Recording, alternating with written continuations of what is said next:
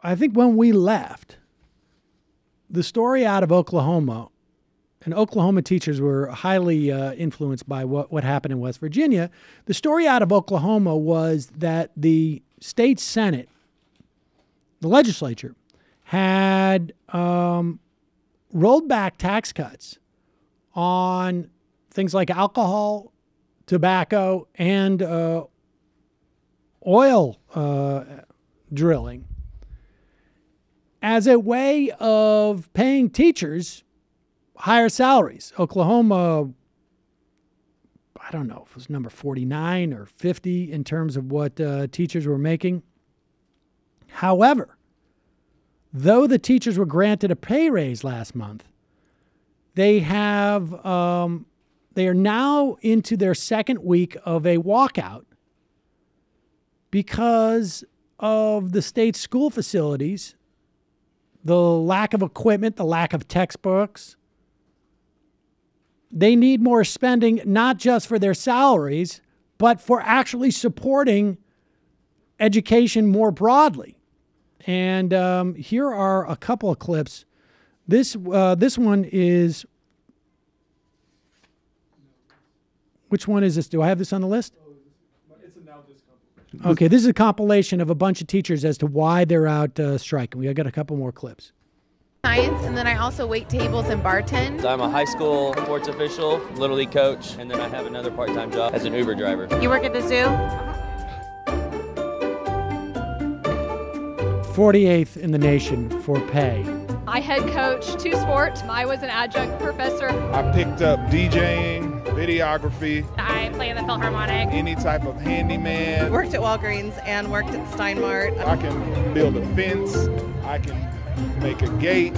I have a teacher that is working at Ross. I saw her there one time. I said, I didn't know you worked here. She said, yeah, I just don't get paid enough. I clean the school. After I finish teaching, I go in and get my janitor cart, change my clothes, and clean the school. I'm a photographer on the side. So I've seen teachers, and they work at restaurants because they have a better chance of getting a good retirement in that job than they do being a teacher. I've dog sat. I sell my own art. I teach English online to kids in China. I drive for Uber on the weekends sometimes, just to get a little extra cash. Playing gigs as much as I can. I actually sell like homemade lip balms and soaps and things like that. I got $5,000 when I first started and haven't seen a nickel since as far as a raise goes.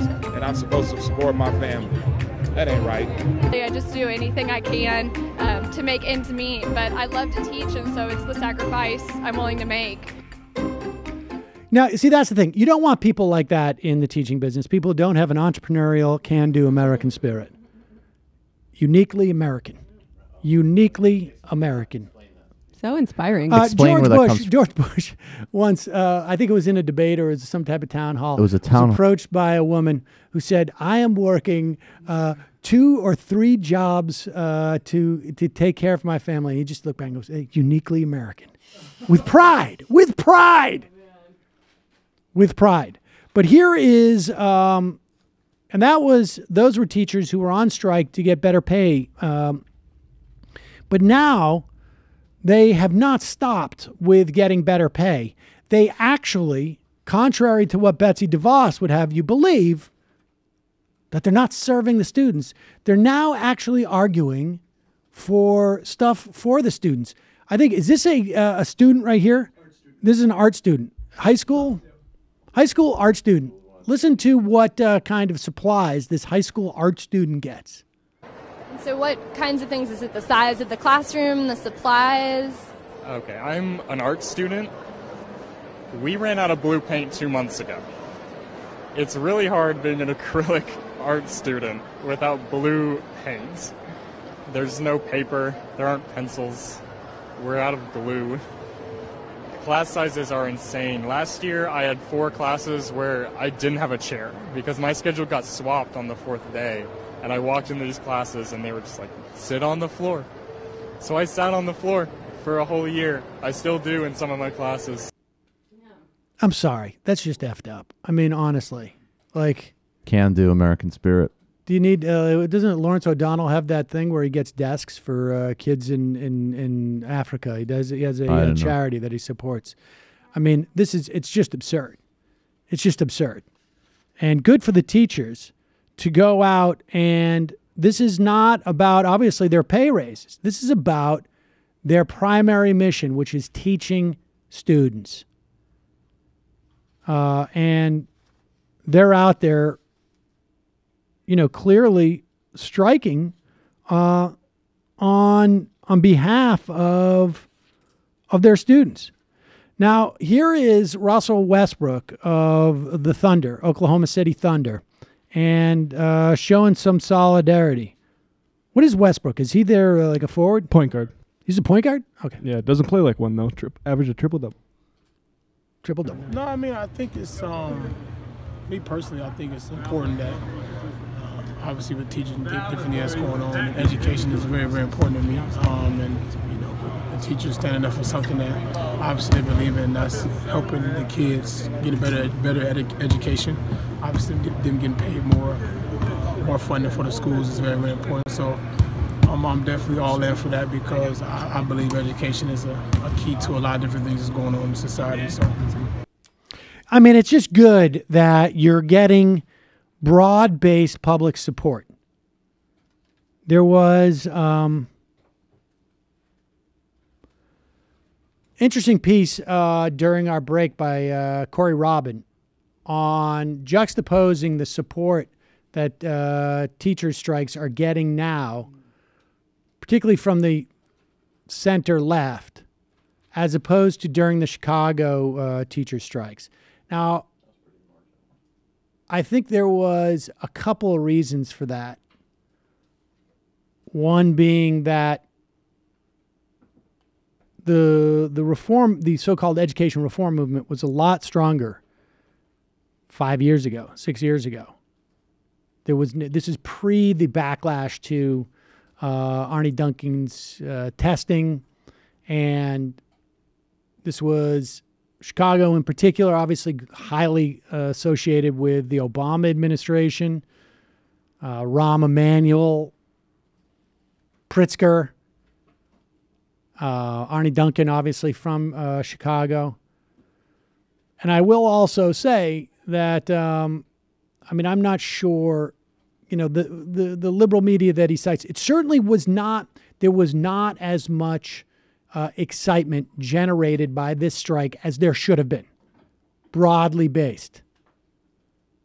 With that said, I filled in for Chris Hayes on Up with Chris that weekend and did an extensive panel on it. I think we did an hour on the Chicago teacher strike, maybe 2 hours. But it is interesting to see how much people are rallying around this. What's this clip? Is this clip? This is from one of Jamie's friends. Okay, so Jamie's friends was down there, and the interesting thing's happening in Chicago was, at least in the past 10 years, the most prominent example of what they call social movement unionism, where the idea is that you're creating solidarity and you're arguing for issues that are broader than the immediate concerns of the union and its members. It is looking at, you can almost think about it as intersectionality as across issue sets. Now, teachers are obviously very well situated for this because they have close relationships with their clients, their students, and their students' parents. And there are so many different issues that go into educating a child.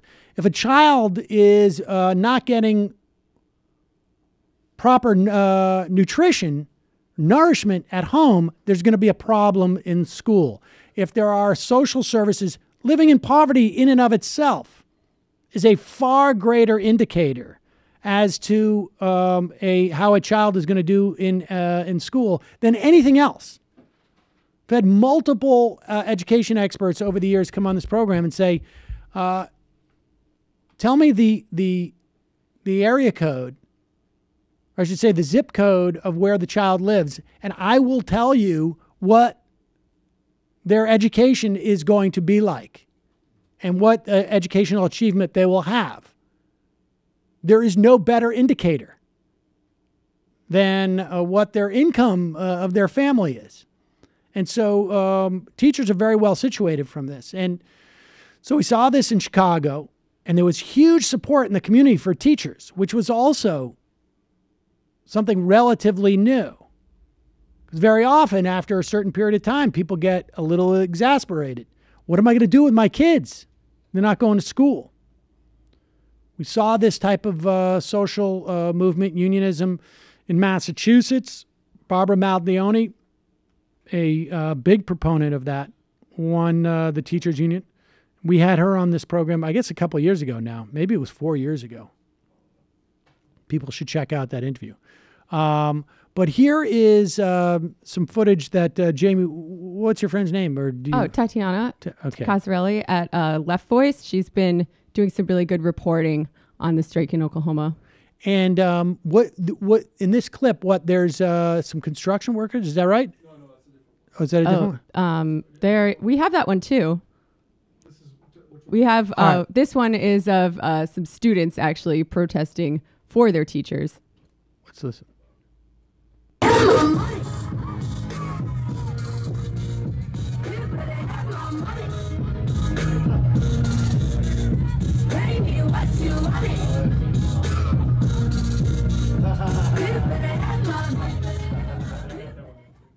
All right, so we got some students protesting, and do we have that footage as well? And here's a clip of, and this is what's I think really encouraging, is to watch solidarity across professions, across jobs. These are construction workers who are walking off the job in support of teachers. This is where stuff starts getting real. Are they Teamsters? Yeah. When you start to see Look, one guy's got a box of pizza. Looks like he's bringing it somewhere. Yeah, people are going to get scared if they start seeing more things like that. Absolutely. Yeah. And I would like to make the point also that these are in right-to-work states.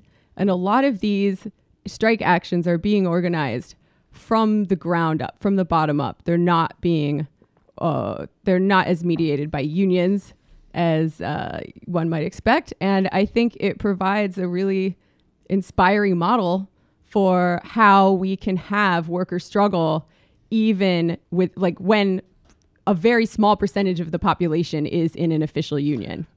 And in sort of the wake of, and we're anticipating this, of what's going to happen with the Janus case, when you essentially effectively get right to work, a federal right to work, so-called right to work laws. I mean, that's the effective of it. Is that what we talked about with Jane McAlevey last time she was on the show? McAlevey came and spoke about that, broadly speaking, in the wake of anticipating the Janus case. So obviously unions are really important, but, in a way, it also incentivizes compromise and labor peace. And it's always in the union's leadership's best interest to have that. Whereas when it's just a bunch of workers organizing themselves, they're more inclined to be on wildcat strikes. Well, let's be clear. I mean, these teachers belong to a union. They just don't have the same requirements to support the union as they would in a non-right to work state. It's not even called a union in right to work states, but it basically is. Yeah, I don't know semantically if you would call it necessarily union. I mean, you can have a union. It's just a question of whether or not everyone is responsible for paying in any type of agency fees. I know in West Virginia it's called like an association or something. But I mean, I don't know if I would go as far as saying that all union leadership necessarily is looking to cut a deal and create labor peace. I mean, the flip side of people not being unionized is that things like Taft-Hartley doesn't apply to them in the same way. Hey, Matt. But I don't know if I would go so far as to say this is a positive, but it is, I think, like it's a silver lemons lining. out of lemonade. Yeah. Yes. And it'll be really interesting to see lemonade just out of to lemons. Where this goes. Yeah, they were Teamsters, and that's, I guess, a lead shot there. Teamsters going in and refusing to cross the picket line to work on renovations on the Capitol. Oh, good for them.